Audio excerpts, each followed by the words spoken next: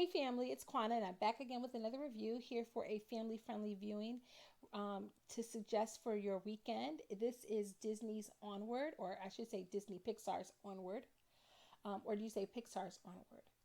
I can never remember how to do that. But anyhow, so let me go ahead and just say I apologize to Pixar because I doubted this movie so much when the trailer dropped. I think I first saw the trailer for Onward. It might have been when I went to go see Frozen 2. I may have seen it before that, but I feel like I definitely saw it when we went to go see Frozen 2 because we actually went to the movie theater to see Frozen 2. And got to support the franchise. And so I really saw the trailer and I was like, Pixar is doing like a magical bean movie. Not to say that there obviously are magical beings in Pixar and Disney all the time. Hello, Elsa. But this was like taking it to another level. This was like J.R.R. Tolkien kind of level of magical being.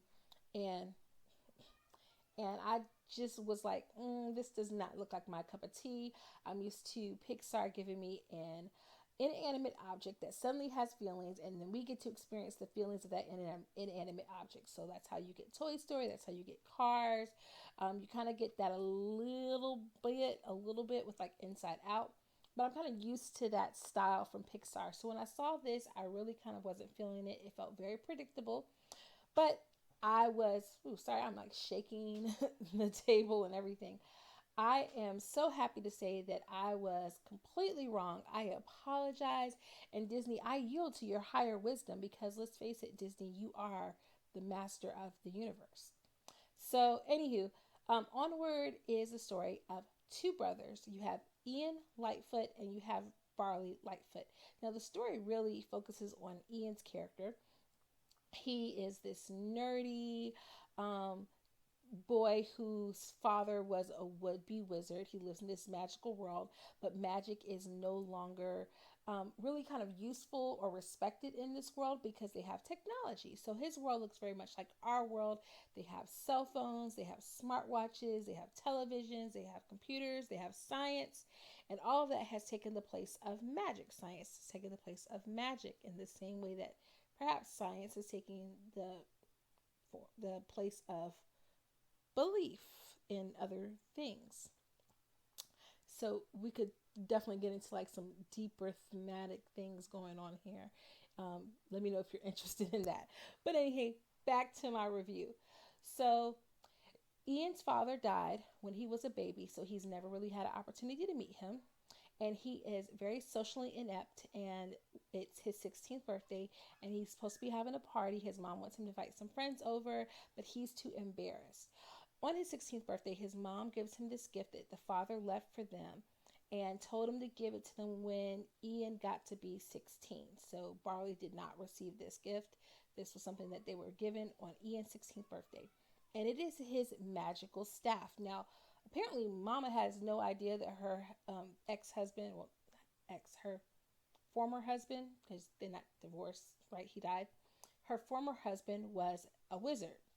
And along with his magical staff, there is a spell that will bring the dad back for 24 hours. Now, of course, Ian, who is a nerd and believes in science and practices those things, he wants life to be different, but he doesn't really believe in magic in that way. He doesn't really believe, but Barley is all in and he's like, let's cast the spell. But Barley doesn't have any magic and Ian does. And so they cast the spell, but because Ian doesn't really believe, and because he doesn't believe in himself, the spell kind of goes wonky and it doesn't complete. And so the dad only kind of regenerates up to his waist, and that is it. And so they have to go on a journey to get another magical stone because the one they had splintered off, and they have to do this before the 24 hours is up, or they'll never get a chance to meet their dad and to see their dad again. So this is very much a hero's journey story where Ian is going to be our young hero, and he is journeying to find something mystical or magical that will help him accomplish a goal or a quest. And in the travels of finding that thing, he obtains enlightenment about his own strength and bravery. Now we have his big brother Barley kind of playing the wise sage role in this instance, even though he's just a few years older, and he's, um, how shall we say this? He's kind of like a lazy drifter, right? He doesn't have um, anything going on in his life, but he believes in magic. And so they're on this journey to find this magical stone. Along the way, they have to request help from a manticore named Corey, who is voiced by Octavia Spencer. Pause.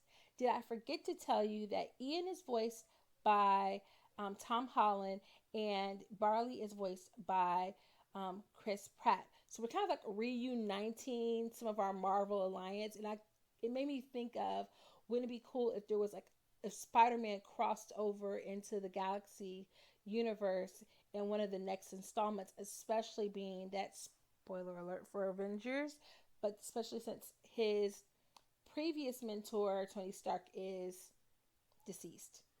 Thought that would be kind of an interesting thing there, especially since we get this teaser of their voice working together. Anyhow, they have to go find this manticore named Corey, who is voiced by Octavia Spencer. And along the way, you have their mother trying to find them. She is voiced by Julia Louis-Dreyfus. And you have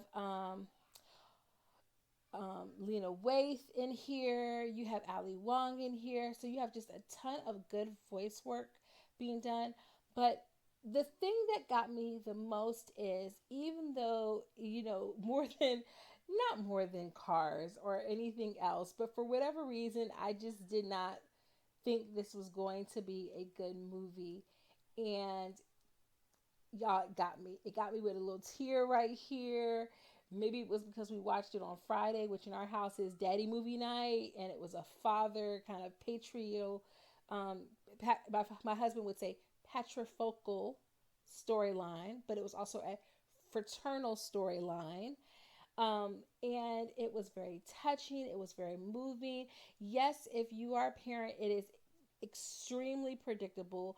About 30 minutes in, I was like, oh, I can already guess kind of what the outcome of this is going to be, because we kind of know that the purpose of a hero's tale is not really obtaining the magical thing that they're sent to get or sent to destroy, but it's the growth that occurs in the character. And so we know that's the focus.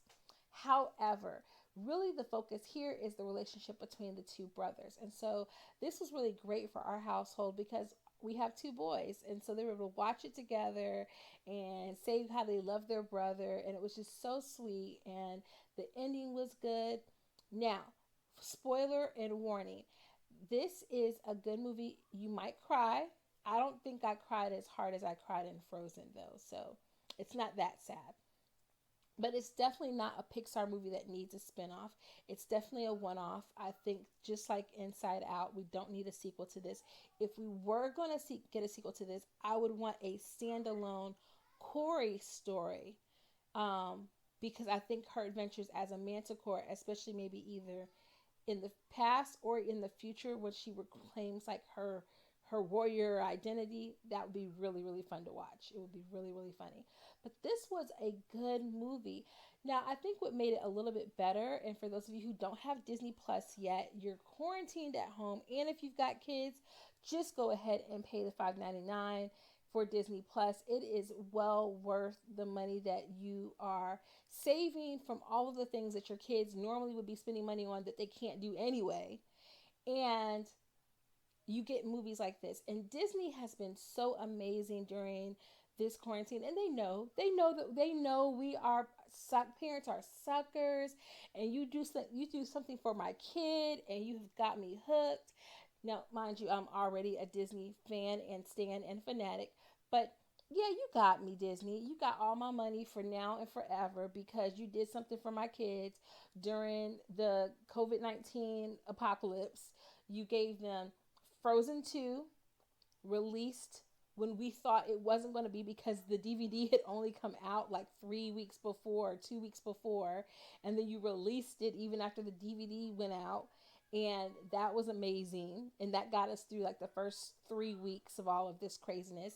And then this was released theatrically, or supposed to be released theatrically. I think it may have been released for maybe a week or so, maybe 2 weeks. And then it went to VOD rental. And I think they did VOD rental. And I had mentioned to my husband the day we were going to watch this, I said, hey, the boys have been getting Happy Meals and they got these Onward toys. And I know that the movie doesn't look that great, but why don't we just go ahead and rent it? It's going to be $20 to rent it, but we would be spending $80 if we were going to the movie theater to see it, right? So let's just go ahead and do it.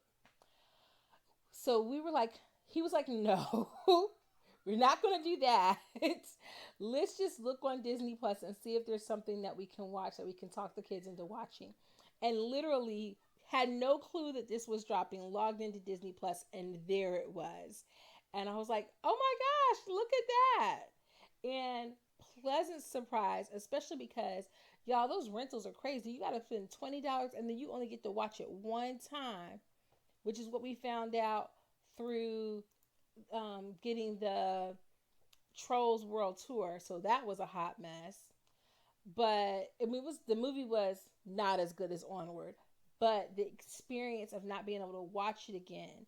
When you have kids, they want to watch the movie again and again. They want to learn all the songs. And so they kind of knew, like, we probably should have just, well, I don't even know if you could buy it at that point. I think it was only for rental. So yeah, this Disney, y'all did the thing. Keep doing the thing. We love you. So I definitely would give Onward an A minus. It's like a good solid A minus. It's definitely like a good solid A minus. Watch it if you haven't watched it already. If you don't have Disney Plus and you're on the fence about it, get it. If nothing else, if you spend $5.99 one time and then get rid of your subscription, you will have gotten to see this great movie that costs $20 to rent, that your kids will enjoy, that you will enjoy, that is good quality TV viewing. And for the 1 month that you would have the subscription, you get to watch a ton of other great Disney movies like Frozen 2, or my kids have been like on this Alice in Wonderland kick, like the original Alice in Wonderland, that they have been watching that and they hate. I keep trying to get them to watch like old school Disney stuff, and they don't want to do anything past like the Renaissance age of Disney, you know, where we got like the Little Mermaid came out, and then we had like Aladdin and Beauty and the Beast and all of that. They'll watch all of those. But like when I would originally try to get them to watch other things, they're like, no, we don't want any part of that, mommy. Nope, don't want to do it. Nope.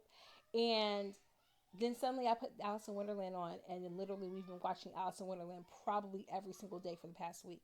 So like Disney, this is my one video. It's not gonna be my one video, because I'm gonna tell you right now, Disney is gonna save my behind again and make my life a little bit better again.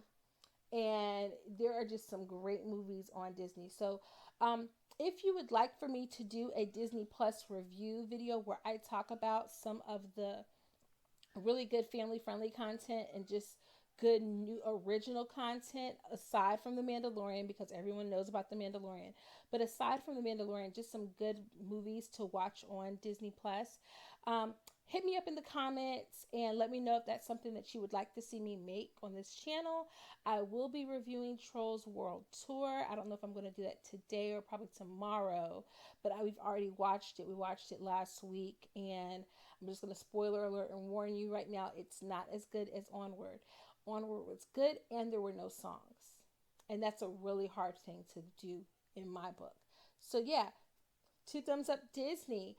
All right, guys, so that's all I have for you right now.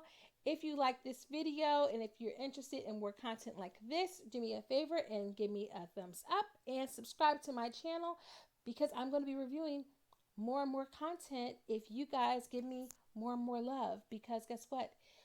We're stuck in the house and we're bored and we're quarantined and we all need love. So hope you guys are staying safe. Hope you guys are staying healthy. And until next time, toodles.